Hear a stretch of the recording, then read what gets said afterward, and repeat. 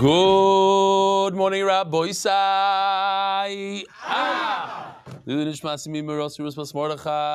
Live from Miami. Miami Beach. It's beautiful. Beautiful to be here. Thank you, Sandy. Thank you for all the organizers, the two Michaels. Thank you. Last night I was in Hollywood. Very large crowd. Probably double the crowd that we have here today. No? You were there, no? How many people were there? Organized. That's right. That's right. You organized it. Correct. That's what happened. Did you organize this? That's why. I just set up the electricity. I apologized to the guys last night. Usually I like to stick around and say hello to people, but I had a meeting with my dad, and it lasted, Baruch Hashem was a great one, lasted till like 12:20, I want to say, something like that. So it was great, and thanks for the understanding. And Be'ezer Hashem, I'll be back. Seems like I'm going to be back, I think in February. When is it? February, I said? I don't even remember. Sounds about right. No, maybe December. December, actually. That also could be, yeah. Yeah, because the Shabbaton is like January 9th, and right around there, December, January, kids are going to be back. Bezrat Hashem. In terms of the shiurim, there's a little bit of a change, because tomorrow I have to give 4 shiurim, 2 in English and 2 in Hebrew, and if I'm going to add in all the traveling, which is like 20 minutes in each direction, it's going to be very difficult. So I'm just going to do the shiurim in my son's house, in the bedroom over there, all by myself. Geschmack stuff, I'm telling you. I mean, I love giving the shiur in public, to get the feedback from the guys. Unfortunately, that's what it is with Tisha B'Av and everything. Sunday night, right after the fast, also in private at home, because of the fast and not enough time to prepare. So it might be much later than the schedule, although it has to be ready for the morning. Okay, so we'll try to figure it out. Monday, Rabbi Isai, live in Boca. We're going to be back there. Boca Raton Synagogue. Mazeh, that's Rabbi Goldberg's. Okay, Givaldic. Behind the Bima. Can't wait. 7:50. Change the time. Oh no, Mincha 7:50. Shiur at 8:30. Great. What else do we have here? Breakfast sponsored by Kamiansky family in memory of Rita Epstein, Reza Gittel Bas Reb Zev, and by Chaim Dovin and Rivka Malka Rubenstein for her father Israel Brooks. Yitzchak Isaac ben Yisrael Aaron. I hope that's good, because the Olav Shalom is backwards. This is MDY at night. Little shishi. They gave out that fish, and very nice amount of guys. And what do you got, Tzaddik? What do you have for me? Let me see what you have. Rabbi I say the Siyum Shack. A very, very important thing here. You drive through, you pull up to the speaker, listen to the Siyum, receive brisket to go. That's how it works. Come. MDY Antwerp. 10-year-old Naftali Ham and his father, Dr. Shlomo Ham, do the daf while waiting to pick up his mom from work each day. Come, Tzaddik. What's your name? My name's Aviad. Aviad. Shalom Aleichem, Aviad. Come into the picture. Come into the camera. Hi, Aviad. What do you got over here? So, my mother works for the Israeli consulate, and they want to give you a thank you for spreading Torah to... Wow. Thank you. Look at this. Say thank you to your mom.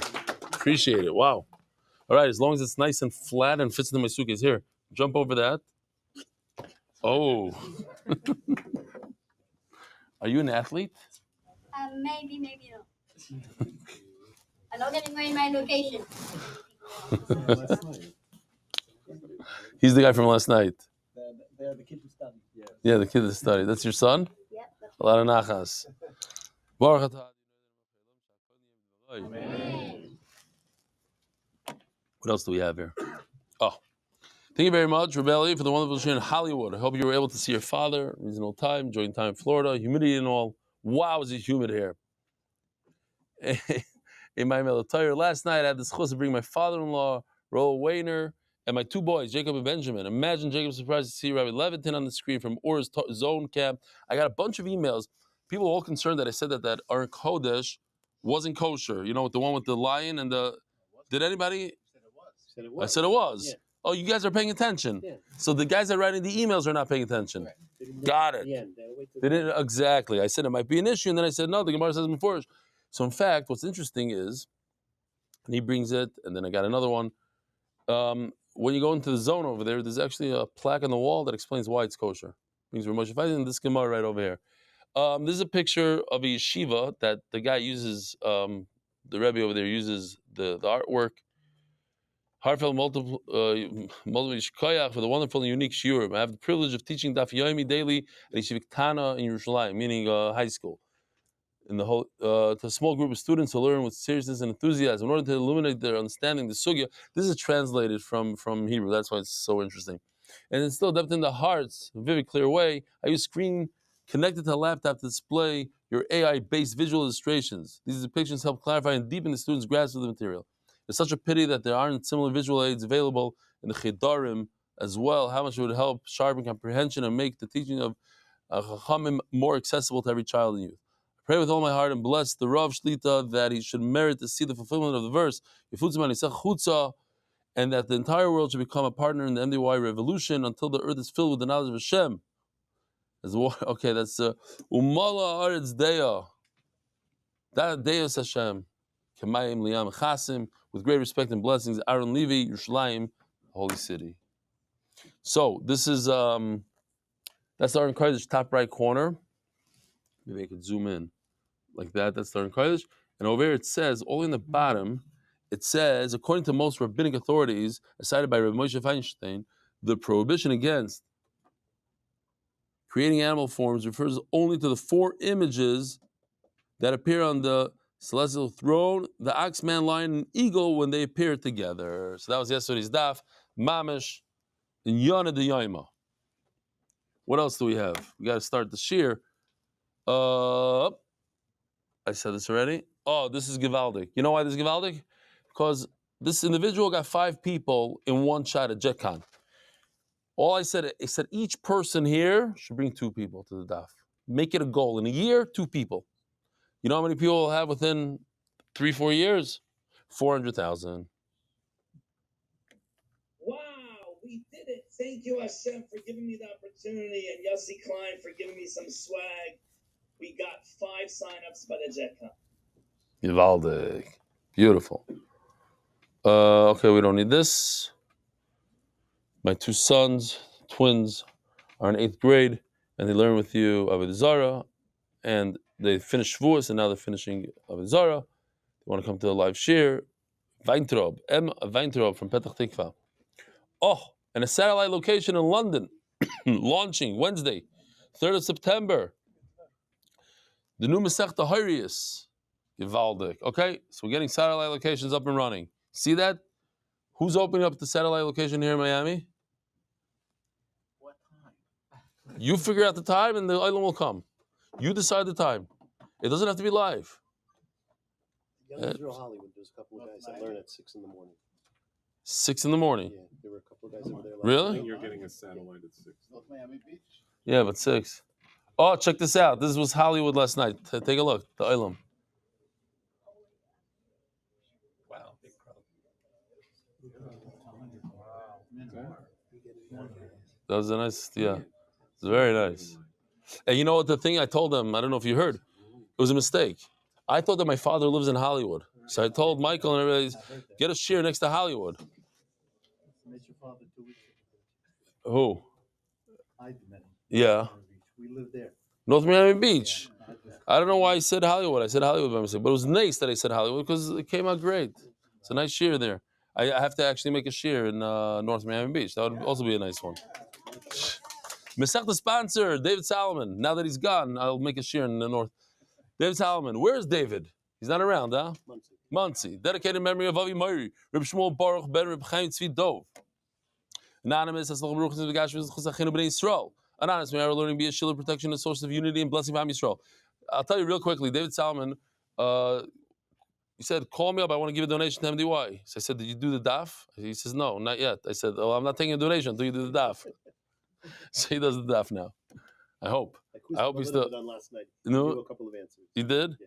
But I said, listen, you can't just donate money. What do you think this is? This is a joke? If you want to donate, you have to do the daf. Makes sense.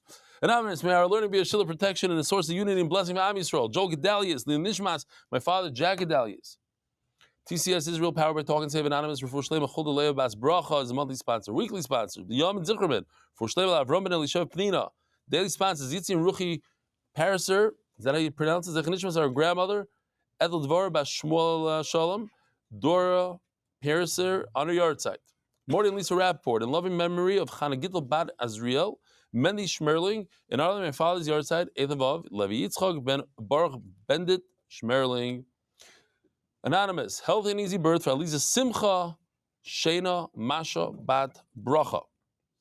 Anonymous, mazel tov to General Ali for leading his team to victory at Camp Aguda Midwest Neighbor Day. I thought he was talking about Gaza as I'm reading this. General Ali for leading his team to victory. Camp Aguda Midwest. MDYR, monthly. Yonatan Edom Sheva Bracha for Shlema Mordechai Ben Esther. Before Sayel, Daniel Zeb, and Ayel Esther. Mordechai Ben Esther, Yishkoyach, I got the letter you wrote. Gewaldige stuff. Unbelievable. All right. Rabbi Isai, we're holding Daf Mem Gimel Amud Beis. I had to leave a middle share over there. I had to cut it short, so this is one sugi we didn't do. All easy. Bunch of little Agadah today sprinkled. Reb Shimon Gamliel Oimer, 8 lines from the bottom. Mem Gimel Amud Beis. If you see the depiction of a dragon on a kli, depends what kind of kli. If it's a kli that's a very important kli, then you can't use it. If it's a kli that's less important, the mavuzah kli, then you find this, you're allowed to use the dragon and with the depiction of a dragon on a kli. What's considered chashiv, mechubed?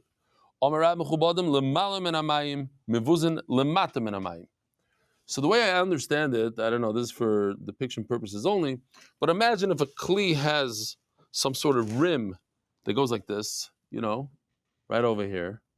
So there's a water level. You're not going to fill the kli all the way where it starts, curving. You're not going to fill the kli up with water up to there. So if the dragon is above that line, that's chashav.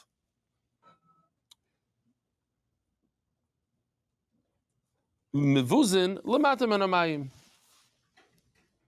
Here, I don't know. He did it like this. Interesting. Okay, different ways to that. Whatever the vart is. Ushmul Amar. Elu veilu mevuzim. No. That's both considered a kli that's not so chashiv. Elu hein mechubadim shalasherin. Oh, the actual kli has to be chashiv. On a bracelet, on a zamin, nose rings. They used to wear nose rings in those days. Imagine if somebody came to shul with a nose ring, or a woman. It's looked down upon today. I said yesterday we're more chashiv than them. Bal tabayis, rings. That's chashiv. On this jewelry, that's great. That's mechubed. Mevuzin. So what's considered not so chashuv? Shalayayros on a pot. In the Hebrew, it's called a kumkum, a kettle. And some sort of pot that you heat up the water. On linen. Okay. So different kind of garments. That's mavui. If you do it on something expensive like a bracelet, that is considered Avodah Zarah because it's chashiv. Says the Mishnah, Rabbi Yossi Omer. So we had this Mishnah already. So this is Chazara. Shoichek v'zoyre l'ruach oimatil ayam. If you find Avodah Zarah, there's only one eitzah. The Avodah Zarah you're not allowed to use. Grind it down and throw it into the wind, or into the ocean. So there's a discussion if it's any ocean or only Yam HaMelech, the Dead Sea. When you throw it into the ocean, do you have to grind it down? Or the grinding down is only when you throw it into the wind. But if you throw it into the Dead Sea, you don't have to grind it down. So that's a machlokes amoraim. So we actually have, if I can find it, here we go. Check this out, it's Gishmak. Ready? Just grinding down the Avodah Zarah. And you throw it into the wind. Oh, so what's the problem? the Gemara is going to say it's a problem because the little particles, they act as a fertilizer. And the different potato heads, they could grow easier. So says the Mishnah, why? Why should you throw it into the wind? You're creating fertilizer. You're not allowed to have any benefit whatsoever, even let's say zero benefit. And you might benefit because you're using it as fertilizer. So now the Gemara is going to bring different kashas on Rabbi Yossi. Now what? Rabbi Yossi says you grind it down and throw it into the wind. So I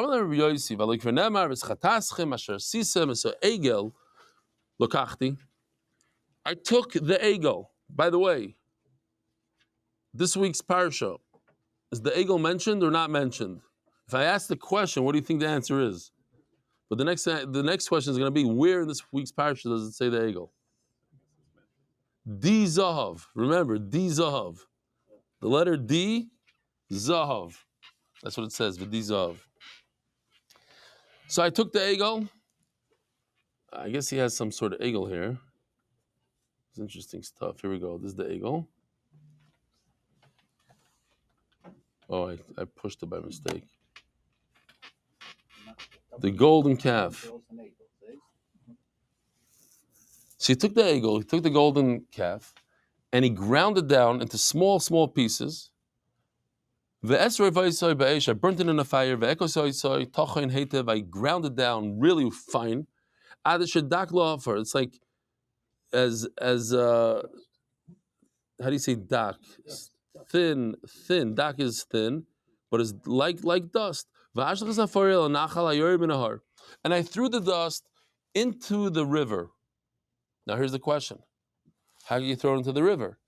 Throwing into the river is like throwing into the wind. And you said that throwing into the wind is not good. You told Rabbi Yossi you don't like that. Because throwing into the wind, you're going to fertilize a field. What if you throw it into the river? It'll also fertilize whatever the vegetation that's growing on the side of the river. No. You learned the wrong pshat. It's not that he took the dust and threw it into the river. What did he do with the golden calf? He took it, mixed it with water from the river, but he let Klal Yisrael drink from it. So none of it went into the river. All of it was consumed by Klal Yisrael. Every person had to take a little sip of it. Interesting stuff. Anybody knew this? It was what? Soda water. Soda water.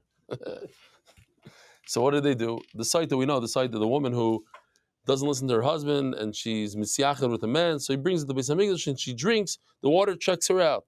If she did an avera, she explodes. If not, she gets a bracha. Every person in Klal Yisrael had to drink this water. It was a mixture of the chet that they did, this golden calf, into dust, pour it into water, mix it in, and you drink it. What happens? Says Rashi, check this out. There's 3 punishments that occurred right away. You don't have to worry about fertilizing. Why? Because everybody drank from it. It was already consumed. There's no fertilization. The reason why I didn't throw into the ocean is because he wanted to check them out like a saita. The water kills people. Here's the 3 things. The last line in Rashi. If an individual brought a carbon to the golden calf, to the egel, besayif, he will get the death penalty with a sword. Gifa v'nishek, if he kissed the golden calf, ba'askara, he'll get the terrible death of asthma. Sameach beliboy, this is crazy. If a person just had simcha in his heart, he didn't do an avera. It is an avera. He deserves the death penalty. But he didn't do a physical thing with his hand. It was only in his mind. Bedroika, and he gets like a terrible stomach ailment and he dies. How are people going to know that he was happy? Because he just drank it, and him and another 10,000 people, their stomach, something happened to the stomach, exploded, and they died. So that you know that these people had simcha in their heart. Yiddishkeit is in the head. So you could do a big avera by thinking, oh, I love this golden calf, it's kishmak. And the water checked the people, whatever they did. Obviously, if you weren't part of it, So they didn't check you. But if you did have error, it depends what you did. 3 types of punishments. Omer lehem Rabbi Yosi. So Rabbi Yosi answers back, V'alik v'nemar. So the story is that Macha was a king. His grandmother, she did Avodah Zarah. She did something crazy that the Gemara is going to describe soon. Asher also some meflatzta. In Hebrew, a mefletzet is a monster. But in this Gemara, meflatzta means she did a crazy leitzanas. Leitzanas means to make a mockery. Doesn't mean to be a clown. It means to make a mockery of something. And what did he do? He took her Avodah Zarah, vayodek vayisrev banachal kidron. He ground it, burnt it, and threw it into the river. Now, the problem is, we said, according to what Chacham, Rabbi Yossi is asking Chachamim, I say that you grind it up, throw it into the river. You're telling me that's an issue, to grind it up and throw it into the wind, that it's going to fertilize the fields. Even in a very small, minute way, it's still a problem. So how did Macha take his grandmother's Avodah Zarah, grind it up and throw it into the river?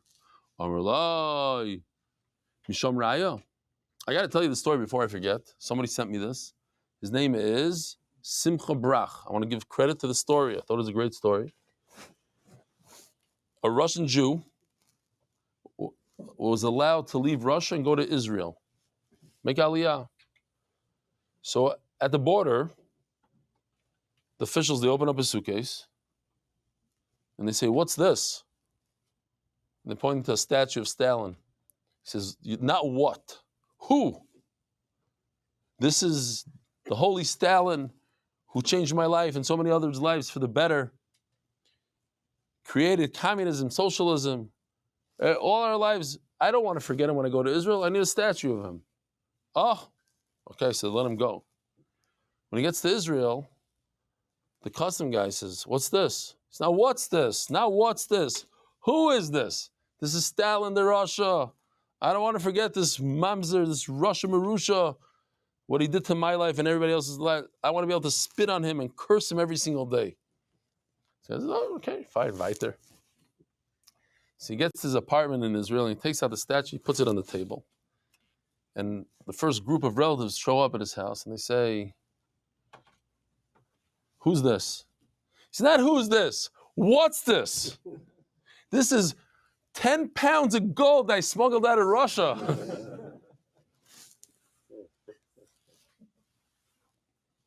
So, yeah, this is different, you take a Stalin, you got to be mevatel him, or you could be, it's all, yeah. Mamish get to the sugya. Avodah Zarah, bittul Avodah Zarah.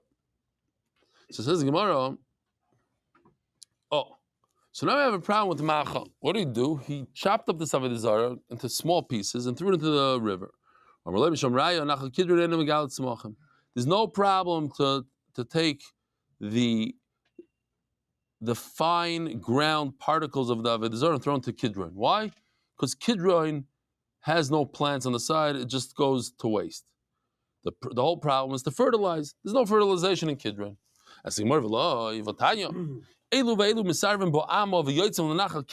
Kidron, here we bring up the word Kidron. So take a look at this for a second. This is the Mizbeach, right? A little bit. It's an interesting depiction of the Mizbeach. But what do you do with all the blood, all the leftover blood that you're supposed to sprinkle on the Mizbeach itself? Here, you see those 2 holes over there? Those are like drains on the side of the Mizbeach.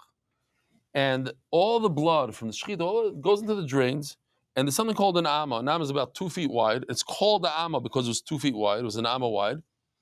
And it was a drainage system, and it went into Nachal Kidron. Now, farmers wanted to use that blood to fertilize their fields. The problem is they can't use the blood. Why? Because it's Hegdish. You can't use something from Hegdish. So the Gizber would sell it to people, to the farmers. So it says like this: it would go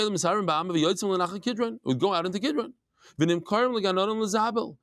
they would sell it to the gardeners to fertilize. And you're permitted to use it once it's bought.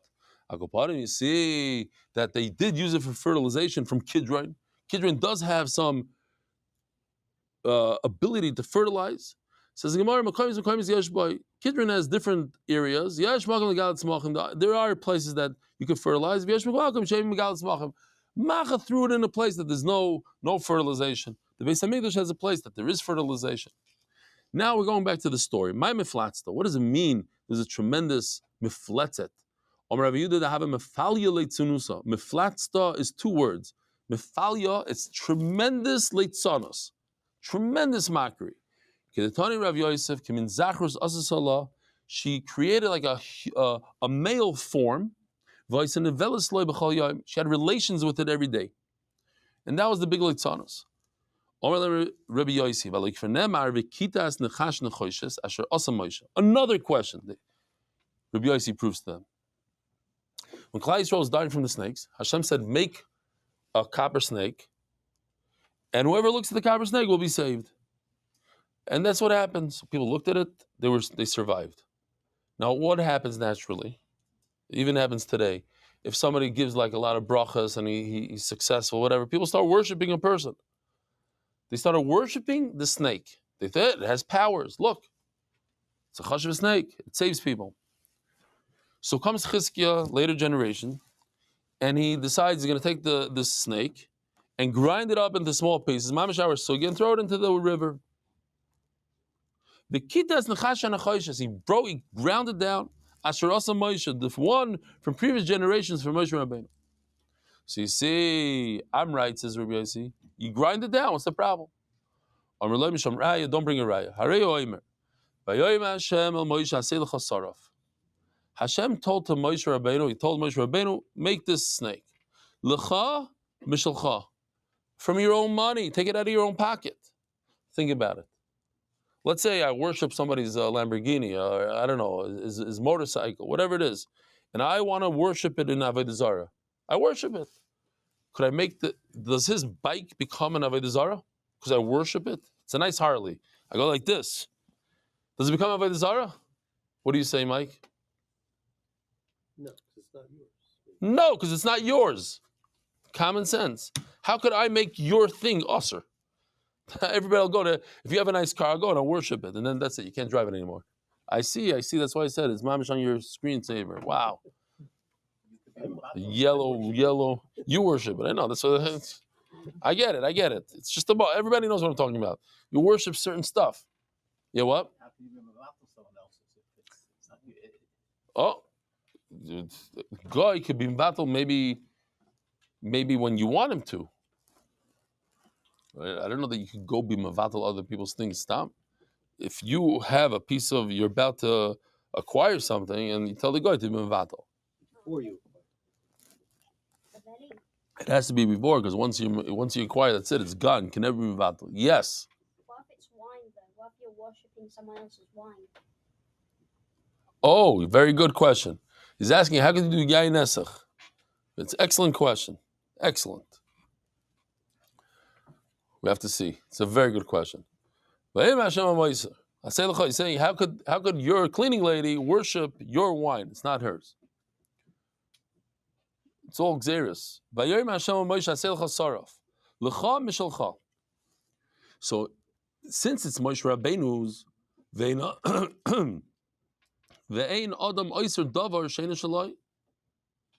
and a person cannot make somebody else's thing usher. So therefore, when Klal Yisrael worshipped that snake, they didn't make it in Avodah Zarah. It's not theirs. It was Moshe Rabbeinu's, or the whoever inherited from Moshe Rabbeinu. You don't. Chizkiah didn't have to chop it down. Like even the Chaza, the Kato Yisrael Basrei, he saw that there's a problem here. They're worshiping this snake. He didn't have to, but he didn't want people to worship it, so he destroyed it.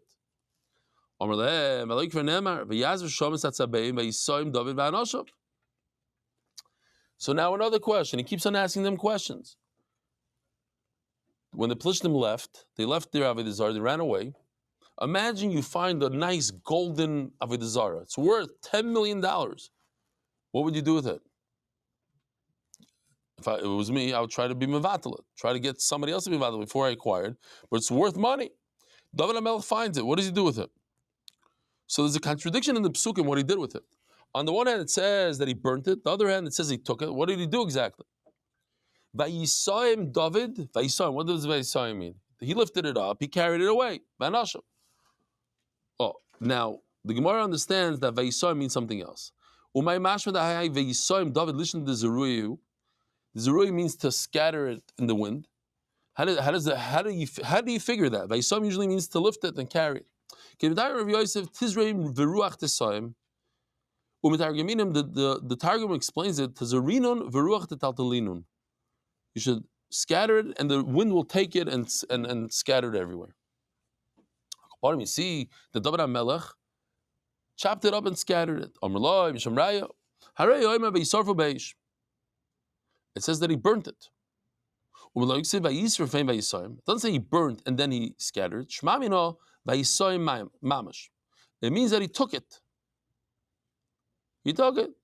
Says the Gemara, what happened? We don't understand what happened. Did he burn it? Did he take it? Did he scatter? What did he do? Says the Gemara, the Ravuna Rami. Ravuna already had this contradiction. David said to burn it. And he carried it. Like kasha. It's not a kasha. There's an individual that wanted to become a ger.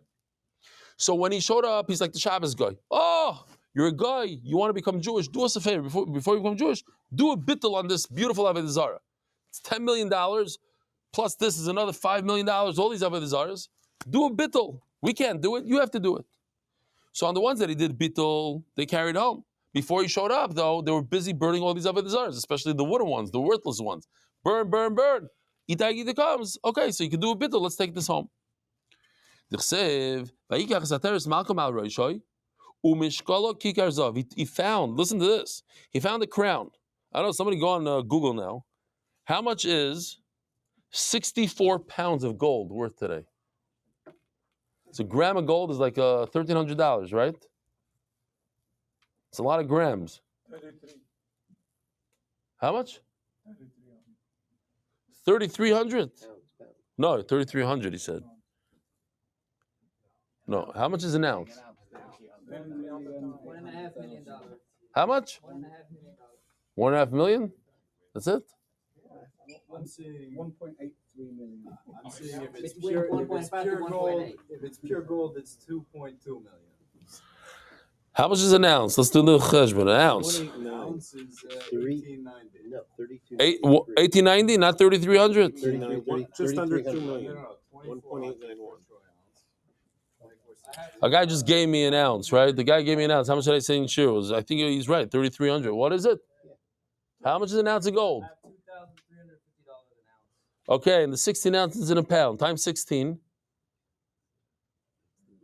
times 64, is how much? It's $2 million. Okay. He said 3 million. 3 million, 2 million. But kids are okay, 2 to 3 million. Okay, fine. Between $2 and $3 million piece of gold, a crown. That's how much it weighed. It weighed 64 pounds. The Gemara is going to ask, how do you wear a 64-pound crown? That's even heavier than a typical shtreimel. You guys know how much that shtreimel weighs? It's not easy. I wore one for 3 minutes. I was going to chalash at the Shabbaton. Like one of the singers put it, they're this big today, and they're thick, and they're heavy. Wow. Anyway, so he found this crown. He took the crown of the king, from his head. It weighed 64 pounds. Umishari, how was he able to take the crown? This is Avodah Zarah. Here, this is where you see that Itai came and did a bittul.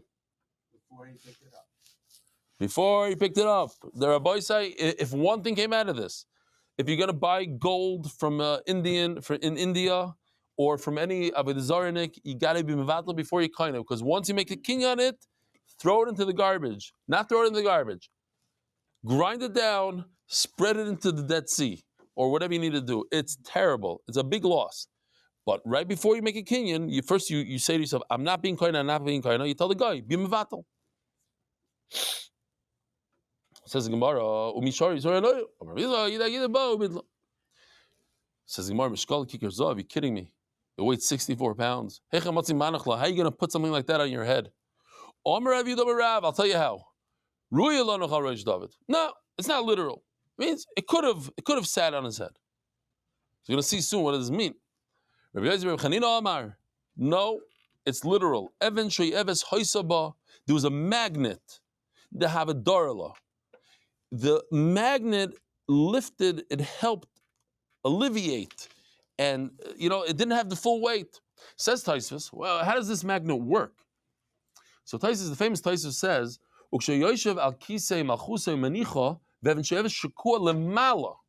he put a magnet on the wall, like right above him, right over here.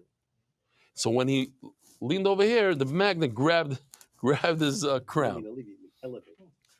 Elevate. When I said before, I didn't mean elevate. I mean, I know, I didn't make a mistake in the word.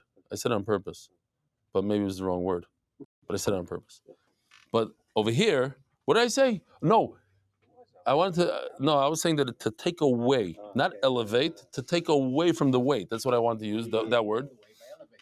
And this is elevate. It's a different word. This elevated it. Yeah, I knew people. Okay, so this is just a little bit of a problem that magnets don't really work on gold. So they talk about it and they say, but there was a metal. The gold was plated on metal, and to get the magnet to work, there had to be a piece of metal behind. Well, they discuss. Okay. Rebbe Lazar Amar Even Yikara Hoysaba Sheshava Kikar Zav. No, it's not pshat that there's 64 pounds of gold. The pshat is, how much is 64 pounds of gold? $3 million. There's a $3 million jewel in there. Like if you go to England and you go to they have I remember this is years ago. I was there 25 years ago or something. So you go through this place right by the castle over there. So you see the jewels. The crown jewels, and they don't let you sit. Like you can't look at it. They have a moving walkway, and everybody gets to see it for 3 seconds. The crown is not that heavy, but that jewel, wow, that diamond is like literally this big. If I remember correctly, maybe it was just 25 years ago. It's big, right? It's more than $3 million, that jewel. So that's what he found. Something that was worth a kikar zav. Doesn't mean it was literally a kikar zav. Great. Next. So he's hoisali ki pikudecha natzarti. Now we're going to go a little bit into this crown. Did I exaggerate when I said Avodah Zarah is gishmak? Smash gishmak every day. It's like there's hardly any sugyas. It's all agadata. Says Gemara, hoisali pikudecha natzarti. My kamar, hachi kamar. B'schar shepikudecha natzarti, says David Amel, because I kept everything you told me to do. Hoisali leidos. This became my testimony. My edusa, what does it mean? He would put the crown where you put your tefillin, and it fit him. Especially in the time of David HaMelech, people wore tefillin all day. Yeah, it's not a new invention. My father didn't invent this thing that you wear tefillin all day. This is the time of the Gemara. Everybody wore tefillin all day. Today, all the Zimmermans wear tefillin. I was at the Kaisel, and we were going for Kabbalah Shabbos, and the guy's still wearing his tefillin. One of the Zilbermans. I spoke to him about it. My father also wears it, almost the Shkia on Friday. That's norm. We're all going to be wearing tefillin one day, all day. So if he's wearing his crown, where is he wearing his tefillin?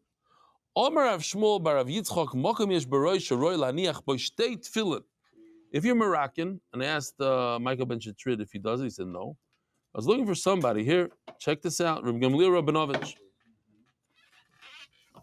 Two tefillin shorosh. Interesting. He even has a protector on his tefillin shorosh that I've never seen. I guess because you wear two tefillin when they bump into each other or something. A lot of Moroccan Jews in Eretz Yisrael, you'll see in Shachris, they wear the two tefillin like that. If we're talking about it, I got to point this out because you could talk about it as much as you want. I spoke about it in Shiur, and 5 minutes later in Shachris, I see people not being careful with this. If you wear your tefillin, I'm going to say this very strong now. If you wear your tefillin past the roots of your hair, not where your shup comes down like mine. My roots are up here, not down here, okay? You look. If your tefillin shorosh passes that point, you're not yaitza. You hear what I'm telling you? You're not yaitza. The front.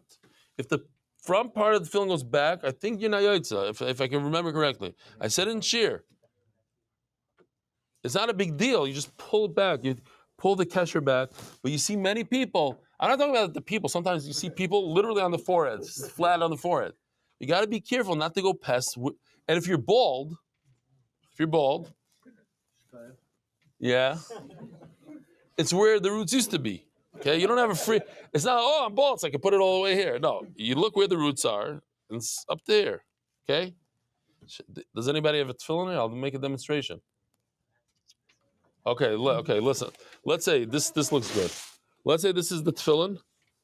So it has to go to the root. You go like this. Anything like this is no good. Like this is not good. No good.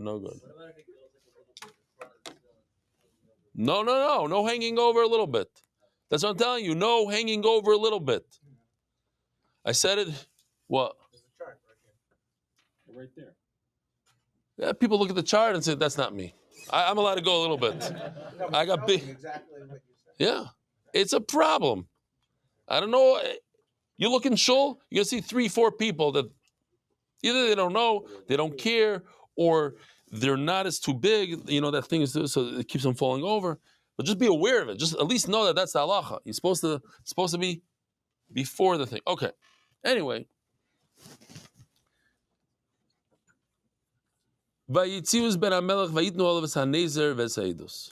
Check this out. It's a beautiful story again. We try to, anytime we have something like this, try to say the whole story because a lot of us, myself included, didn't learn any Navi whatsoever growing up. Became like, because I guess the Maskilim were very into Navi and, became the yeshiva world is almost against it. And it's unfortunate that you grow up and you don't know much Navi. So, the little Navi that I do know is from the Gemara. So we might as well say the story. The story is that Hashem offered David HaMelech 2 options. Because of Noiv Ir HaKahanim and all the Kohanim that died there because of David, and I guess he was somewhat guilty in that thing. So Shaul came and killed, right? Noiv Ir HaKahanim, again, what happened? They say they gave him food and somebody snitched on them, and Shaul went and wiped them out. Hashem says, you have 2 options. Either you have 0 descendants, I'm going to wipe out your descendants, or I kill you. He says, kill me. He says, whatever happened over there, I'm going to wipe out your descendants. So he goes, and basically, David HaMelech doesn't have a single descendant, but 1 person survived. What's his name? No. Yoash. Why? Because not everybody in Noiv Ir HaKahanim died. 1 survived. So Hashem gave David HaMelech 1. What happened with Yoash? Hashem, his sister, Yoash's sister, took him and hid him in Kodesh HaKodashim. For how long? For 6 years. 6 years in Kodesh HaKodashim. Now, you can't survive in Kodesh HaKodashim. Most Kohanim went in there and they died. He survived 6 years. So then Klal Yisrael takes him out. They say, okay, we got to give you a crown. We got to crown you as our king. So this is the pasuk right here. They take him out. And of course, just like with the snake, people say, wow, he's such a holy person. He survived 6 years in Kodesh HaKodashim. We got to worship him. This is natural. You start worshiping something that you feel is like, wow, it's chashuv. They put the crown and the testimony. Nezer, Zuklilo, that's the crown. Eidos, what does it mean? Omer Rav Omer Rav, Eidos Sulu Beis David, this is a testimony to the household of David. Shekol HaRoyla Malchus Harlamtoi, if you are, how do you say roy in English? Deserving, befitting. If you're befitting of the kingdom, the crown will fit. Mamish like lahavdil, a million havdalas is stuck in my head. If the glove don't fit, you must acquit. Shemmy Rachem. Erev Yom Kippur. Wow. Yeah. If the glove don't fit, you must. If the crown don't fit, you must leave. You're not what? You must leave it. Whatever the thing is, can't sit. If the crown don't fit, you can't sit. So we had a sugya. This goes quickly, so check this out. Rashi in a different place, and it's brought down here in the Likutei Rashi. We have Likutei Rashi brings down this very interesting that the kings of David, they had a certain indentation in their head that there's a piece of like a rod. Look at this crown. Let me show you real quickly. You see this rod on the bottom of the crown? Yeah. So if you were a regular person, it would have fit your head. But if you had a little indentation right up here, it fit. Check this out. You go like this, boom. That's what Rashi says. Interesting pshat. However that works. Says Gemara, so he created a whole wagon and 50 people that run in front of him. What was so special about these 50 runners? Tana, kulam netulei tchol. They removed their spleen because I guess there was added weight. You know, like I even heard that swimmers, Olympic swimmers, they shave before they everything. Like they don't, one hair on their body could create drag. If you have extra spleen, not necessary. What good is the spleen? They believed. Chuck it. V'chakuk kapois haraglayim. Hayu.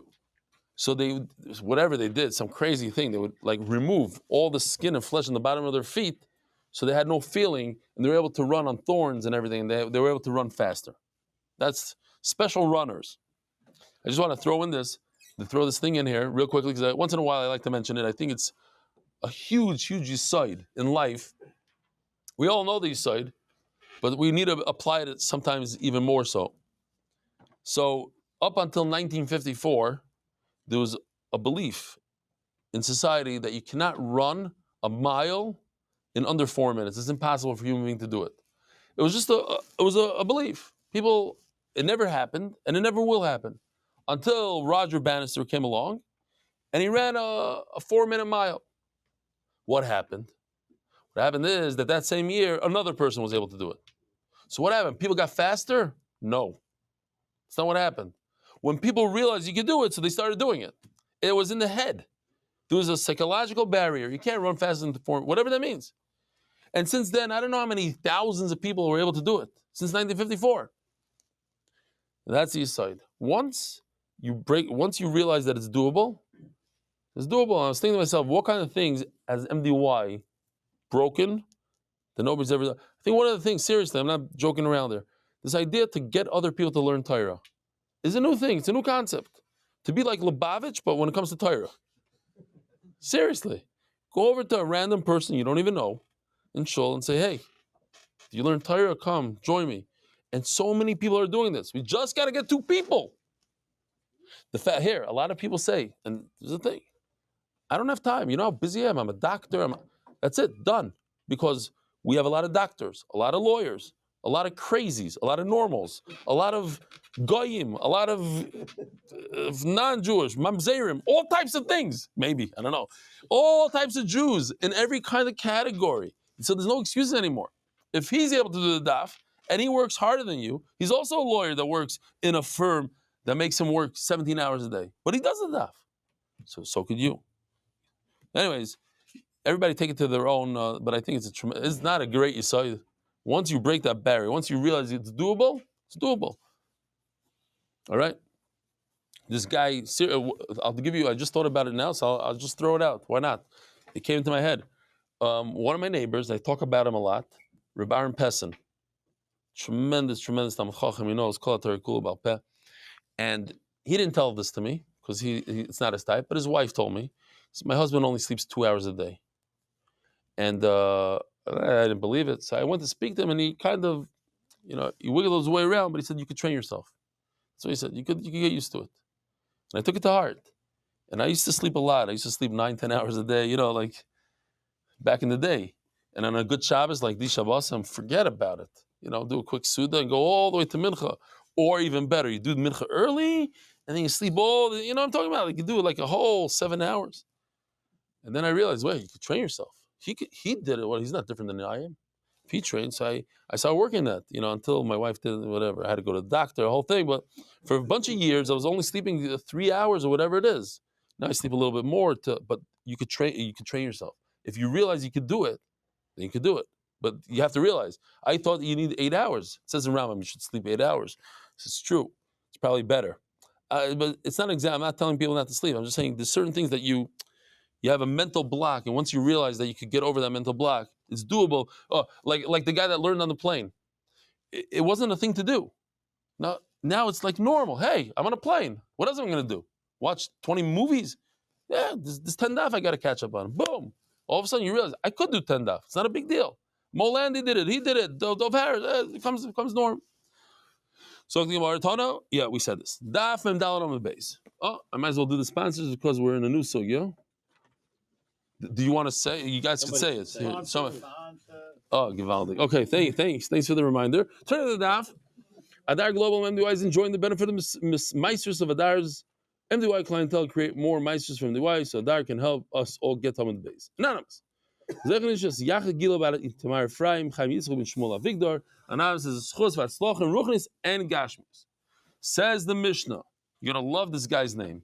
Shal Proiklois Ben Ploispais. Valdic name. He's a guy, says Rashi, a guy who's a min.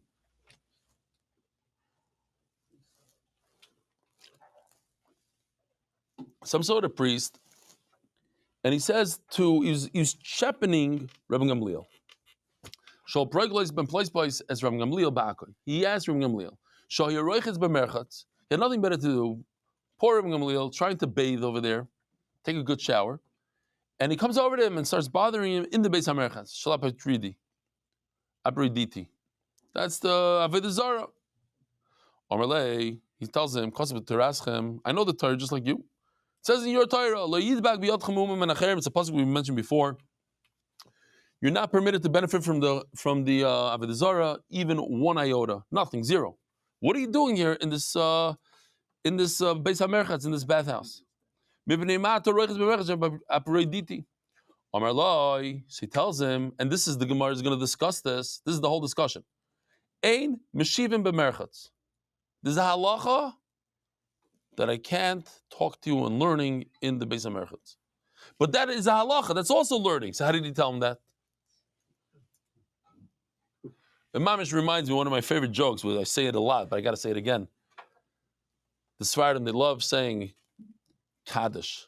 You know, they all say, Gadal Kadash. So a guy comes, a Ashkenazi guy, a Litvak comes to him and says, it says in halacha, Marbim Kadeshim. You're not supposed to say a lot of Kadeshim. In MDY, for instance, I don't let them say Kaddish after Shiur Schedule. We say one Kaddish by Aleinu, and after Kaveh, that's it. Like we otherwise these guys they like 3 Kadeshim at the end. After Aleinu, after Shiur Schedule, after Kaveh, enough. It says in halacha, Marbim Kadeshim. You don't say a lot of Kaddish. So he tells the Sephardi guy, he says, Marbim Kadeshim, why do you say so many Kadeshim? It's a Mefurish halacha. So the Sephardi guy says, what, it's a real halacha? He says, yeah, it's halacha. It's halacha. And he said, Kaddish on that halacha. So he says, there's a halacha that says, I can't answer you in the Beis HaMerchatz. Oh, it's a halacha, so why are you saying in the Beis HaMerchatz? In Ayr Nasa Merchatz, neither of Rediti, Eloy Nasa, sorry. I skipped. And when he walked out, Rabbi Gamliel tells him, he bought bigvuli. He came, I was here first. It's like he started first. I was here first. And then the Avodah Zarah came. I used to use this bathhouse for years. You put this statue, this Avodah Zarah later on. And we're going to see, the Gemara talks about this, what exactly he meant. We don't say that the bathhouse is a beautification for the Avodah Zarah. The opposite. The Avodah Zarah is a beauty for the bathhouse. He tells him, he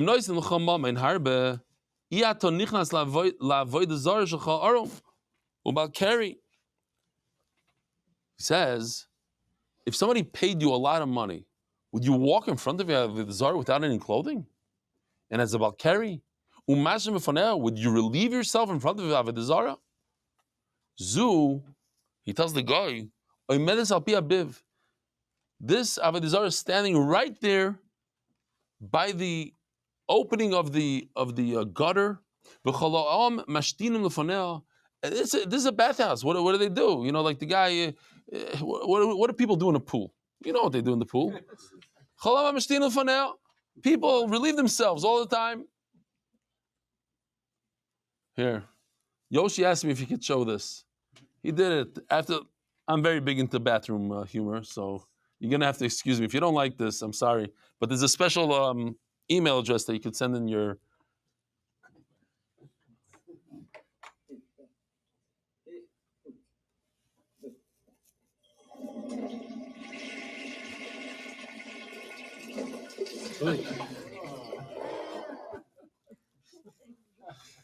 I gave him a shush. I said, we'll let it happen. Lo nemar,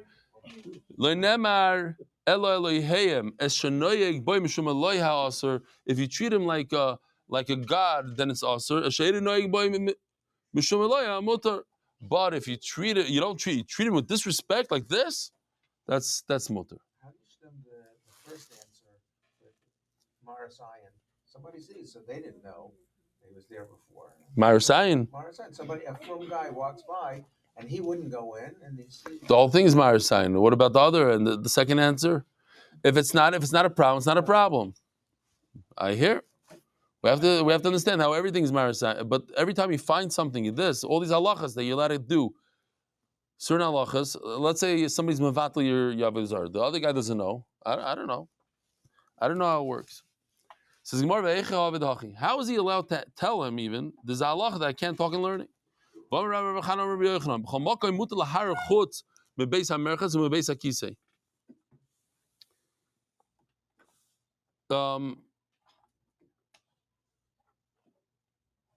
Yeah, you're not allowed to think and learning in a bathhouse or in a bathroom. I always ask this question: what would you do if you found out that you're a guy? So Rav Shimshon Pincus says everybody has a different answer. What would you do?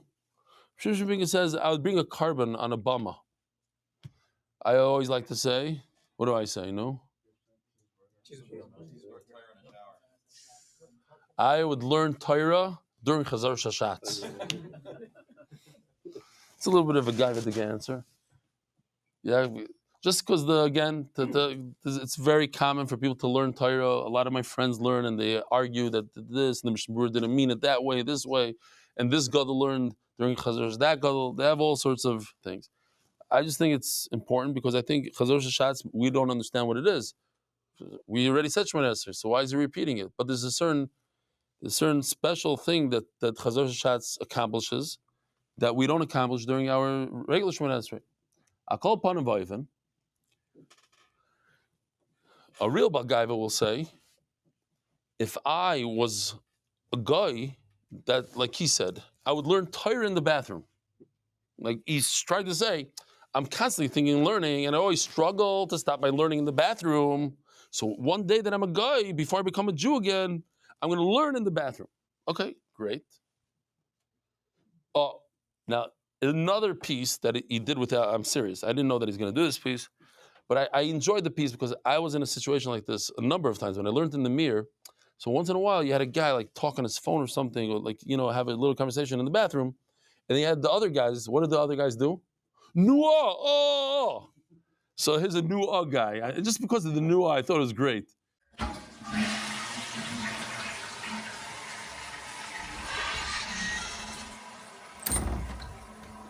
עוד נגיד מורה, מקל, מה זה המקל הזה? שרוידה את עצמו תחס כל הוי וכולי כמקל. אז רק שמתי את המילים כאן שתבינו. הגמור משחקת עם אבודת זרה, הגמור עושה צחוק מאבודת זרה. אז הגמור הכניס עוד שתי מילים כאן, עצמוי ותחס. עצמוי ותחס. I guess it's like a play on that guy. He didn't explain this to me, but Eli Silber, he said that he learned when he was Michal Shabbos for many years. He learned the daf even on Shabbos. He would turn on YouTube on Shabbos, and the daf brought him back to Yiddishkeit. So the next guy's going to say, I used to learn the daf in the bathroom before I became frum. Baruch Hashem, now I'm frum. Yeah, okay. Says the Gemara. Maybe Ram Gamliel answered him in English. Maybe that helps to say halach in English. No, we know that doesn't help. If you want to talk in science and math, you let us talk science, math, and all that stuff in Hebrew, in Lashon Kodesh, in the bathroom, in the Beis HaMerchatz. Dvarim shekodesh, but if it's halacha, you're not allowed to say it in English. Tana, he didn't say it when he was in the Beis HaMerchatz. When he left, he said, hey, the reason why I was so rude to you and I didn't answer you is because you're not allowed to talk in the Beis HaMerchatz. So Gemara is going to have 4 tries at this. That Rabbi Gamliel played a game with him. He wasn't being so truthful with him. He threw out some sort of answer just to get him off his back. But the truth is, he was being truthful. What does it mean? He wasn't being truthful, but he is truthful. Four things. What happened? The Avodah Zarah is sitting right underneath the sewer pipe, and everybody relieves themselves in front of him. So the Gemara says, you know why it's not being truthful? This is Avodah Zarah, the famous Avodah Zarah called Par here. That the whole way to do the Avodah Zarah is to relieve yourself in front of it. So it's not. It doesn't make a bittul to Avodah Zarah when you relieve yourself in front of it. No. So what's the real answer to this, Rabbi Yisai? Why is that not a good question? Only that one. Only that one. He wasn't being he was being truthful. You're right. There's one Avodah Zarah called Par, and that's how you do the Avodah Zarah to it. So it's not mevatel it. But if you have a chashav Avodah Zarah and somebody relieves himself in front of it, there's no greater biddle than that. So I'll tell you why he was not being truthful. Rabbi Gamliel wasn't being truthful with the guy. I was there first. He came afterwards. So he says, so what if he came second? But not if Avodah Zarah has a bathhouse that he owns, a yard that is owned, then a man you're allowed to benefit from the garden, from the bathhouse, but don't say thank you. Don't give it a curse. And I'm telling you that he wasn't being dishonest. So he says, you know what? It's a big problem. Rabbi Gamliel is so chashav that even if he doesn't say thank you, from the fact that he walked into the Avodah Zarah, all the guys are going to talk about it. You know, when a celebrity came here, Rabbi Gamliel was here. That gives the Avodah Zarah a big benefit. Rav Shimmy bar Chia Amar Gnuvasam Halacha. You know why he's being dishonest? The Kamar Loi Zoy Medes Alabiv V'Cholad Mashtinu Fonel. They're standing in everybody's disrespectful to it. So what? But now Rak Befonel. If a person spits at Avodah Zarah, Hishtem Fonel, relieves himself in front of it. Gir Avodah Zarah Basatzaya. He dragged Avodah Zarah through feces, through waste, or he threw waste at it. He threw a tzaya at it. Harezu Einu B'Teila. That's not even mevatel it. So why did we tell him that everybody's mevatel it by relieving themselves in front of it? That's not enough to be mevatel. By the way, he was being truthful. Why? Like a husband and a wife, typical couple, they get into a big fight. 5 minutes later, they're best friends. A guy got really mad at Avodah Zarah, so he dragged him through the waste. It doesn't mean that he's mevatel it. He wants to use it. 5 minutes later, he'll use it. Over here, every 2 minutes, somebody's relieving himself in front of it. So that's why it's mevutel. The reason is the Kamarle should know that we don't say that the merchatz is worshiping, is doing good for the Avodah Zarah. The Avodah Zarah is being nice to the merchatz.